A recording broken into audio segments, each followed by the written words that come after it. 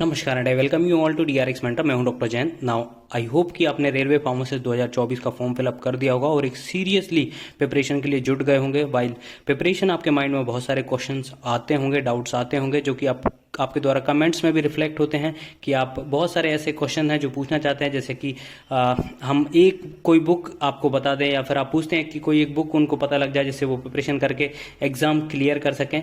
Second जो question आता है वो एमसीक्यू से रिलेटेड आता है कि कौन सी बुक प्रेफर करें एमसीक्यूज के लिए। थर्ड जो क्वेश्चन आता है कि कौन सा कोचिंग इंस्टीट्यूट ज्वाइन करें। फोर्थ, टेस्ट सीरीज कहाँ से ज्वाइन करें और कब हमें टेस्ट सीरीज ज्वाइन करना चाहिए। And fifth, how many hours study करना चाहिए हमें रेलवे फार्मासिस्ट में सिलेक्शन के लिए। यदि आपके माइंड में भी ये सब डाउट आते हैं तो ये वीडियो आपके लिए बहुत ज़्यादा इंपॉर्टेंट होने वाला है। मैं सभी कुछ पॉइंट्स आपको डिस्कस करने वाला हूँ डिटेल में। कौन सी बुक प्रेफर करना है, कौन सी कोचिंग लेना है, कहाँ से टेस्ट सीरीज लेना है, कितने आवर्स पढ़ना है, सभी को डिटेल में डिस्कस करेंगे। तो चलिए स्टार्ट करते हैं। बट उससे पहले यदि आपने चैनल को सब्सक्राइब नहीं किया तो चैनल को सब्सक्राइब कर लीजिए, सो दैट आपको फार्मेसी से रिलेटेड जितनी भी इंपॉर्टेंट अपडेट है वो मिलती रहेगी।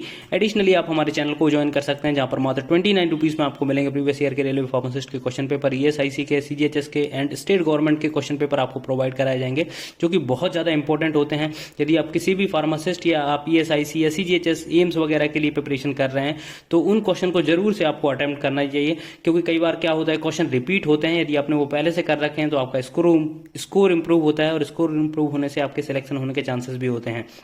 आप हमारे कम्युनिटी सेक्शन को भी विजिट कर सकते हैं जहां पर अपलोडेड है मोर देन 500 एमसीक्यूज जो कि बहुत ज़्यादा इंपॉर्टेंट है upcoming railway pharmacist exam point of view से। उनको अटेम्प्ट करके आप अपनी प्रिपरेशन को एनालाइज कर सकते हैं, क्योंकि यहाँ पर बल्क में आपको मोर देन 500 क्वेश्चन मिलेंगे। ठीक है, तो इनको क्वेश्चन को अटेम्प्ट करके आप अपनी प्रिपरेशन का भी एनालाइज कर सकते हैं। तो चलिए स्टार्ट करते हैं, आज की वीडियो स्टार्ट करते हैं। सबसे पहला जो पॉइंट है, बुक कौन सी प्रेफर करना है। आप में से बहुत से लोगों का ये डाउट होता है कि सर कोई एक बुक बता दीजिए, क्योंकि सिलेबस बहुत बड़ा है। यदि हम पर्टिकुलर बुक, यदि किसी सब्जेक्ट से एक बुक लेने जाएंगे या फिर उनसे पढ़ाई करेंगे तो बहुत टाइम हो जाएगा, टाइम बहुत का लिमिटेड है। तो ऐसे में हम कौन सी एक बुक प्रेफर करें। तो देखिए यहाँ पर यदि आप सिर्फ एक बुक के सहारे बैठे हुए हैं तो यहाँ पर सिलेक्शन होने के चांसेस बहुत ही कम होंगे, क्योंकि देखिए जो सिलेबस है और उसके हिसाब से हम पोस्ट देखें तो पोस्ट भी बहुत कम आई है, इतनी ज़्यादा पोस्ट भी नहीं है। तो जिसने भी डिटेल में पढ़ा हुआ है ना, तो वो ही जो डिटेल में क्वेश्चन आएगा या फिर जो कहीं से क्योंकि आजकल क्या होता है कि बहुत सारे ऐसे क्वेश्चन आ चुके हैं जो कि बहुत कम चांसेस होते हैं उनके पूछे जाने का।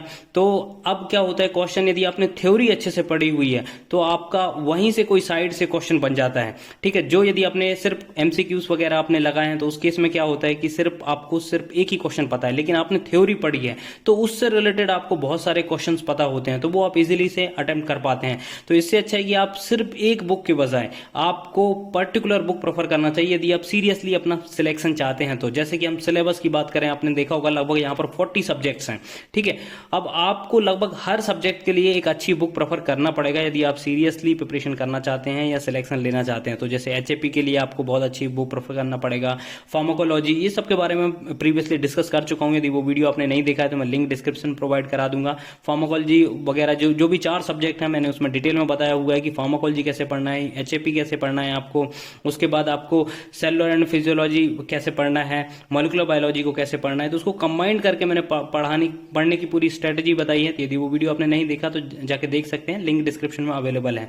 तो आपको पर्टिकुलर बुक प्रेफर करना पड़ेगा यदि आप सिलेक्शन चाहते हैं। तो ऐसा नहीं होगा कि आप कोई एक सिंगल बुक प्रेफर करें और आपका सिलेक्शन हो जाए। ठीक है, आपको एक डिटेल स्टडी करना पड़ेगा यहाँ पर। तो एक मैंने बुक के रिलेटेड भी वीडियो बना चुका हूँ, यदि वो आपने नहीं देखा है तो वो भी आप देख लीजिएगा, क्योंकि आपको सिंगल बुक प्रेफर करना पड़ेगा तभी सिलेक्शन होगा।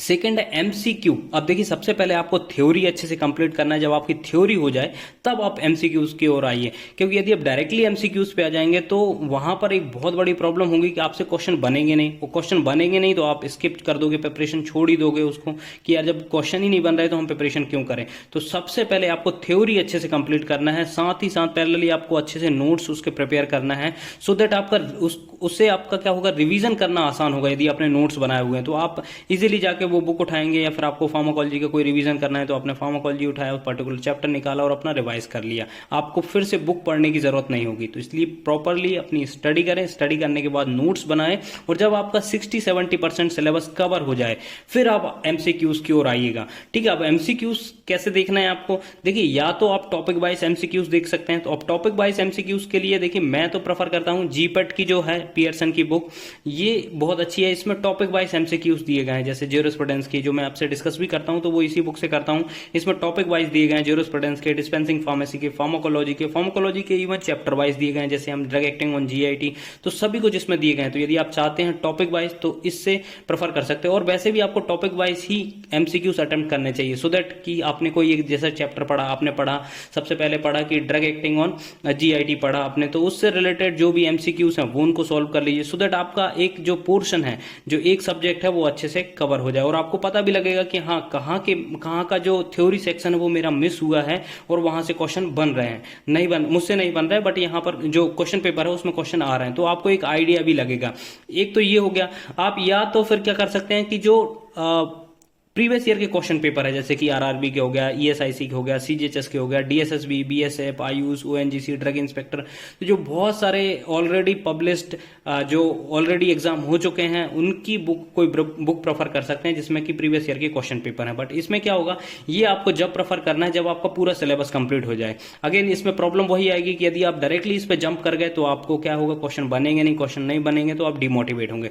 तो उससे अच्छा है आप टॉपिक पढ़िए, टॉपिक के एमसीक्यू सॉल्व करिए और एमसीक्यू सॉल्व करने के बाद फिर जब आपका सिलेबस कंप्लीट हो जाए तब आप फुल पेपर पे जाइए, क्योंकि आप जब फुल पेपर पे जाएंगे, जैसे आरआरबी का आपका फुल पेपर है तो उसमें टेक्निकल भी होगा, नॉन टेक्निकल भी होगा।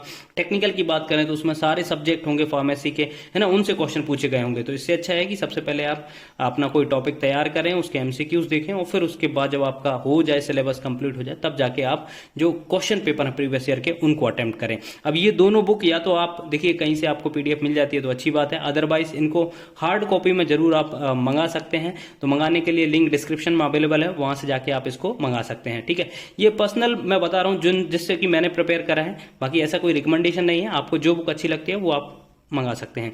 नेक्स्ट है कि कोचिंग इंस्टीट्यूट कौन सा ज्वाइन करें। तो देखिए अब यहां पर कोचिंग इंस्टीट्यूट मैं आपको बता रहा हूं कि कोचिंग इंस्टीट्यूट ज्वाइन करने से अच्छा है कि यूट्यूब पे बहुत सारे लेक्चर अवेलेबल हैं, बहुत सारे ऐसे टीचर्स जो फ्री में पढ़ाते हैं। यदि आप सीरियस हैं, है ना, यदि आप सीरियसली प्रिपेयर कर सकते हैं तो आपको कोचिंग करने की कोई जरूरत नहीं। जैसे कि आपने कोई सिलेबस उठाया, सिलेबस उठा के वो टॉपिक आपने यूट्यूब पे सर्च किया, बहुत सारे आपको ऐसे मिल जाएंगे टीचर जिनने उसको डिटेल में अच्छे से एक्सप्लेन किया, वहां से आप समझ लें, उसके नोट्स बना लें और उसको पढ़ लें। यही कोचिंग का काम होता है ना। तो जो भी सीरियस है, जो डिसिप्लिन है, उसको कोचिंग करने की जरूरत नहीं है। बट जो डिसिप्लिन नहीं है और जिसने बी फॉर्म में या डी फॉर्म में अच्छे से पढ़ाई नहीं करी हुई है, वो कोचिंग इंस्टीट्यूट ज्वाइन कर सकता है, करना चाहे तो कर सकता है, क्योंकि उसमें थोड़ा डिसिप्लिन होगा, आपकी क्लासेस रेगुलर होंगी, वहां पर आपको नोट्स प्रोवाइड कराए जाएंगे। ठीक है, वहां पर कुछ टेस्ट सीरीज भी हो सकती हैं, तो जिनको आप ज्वाइन करेंगे।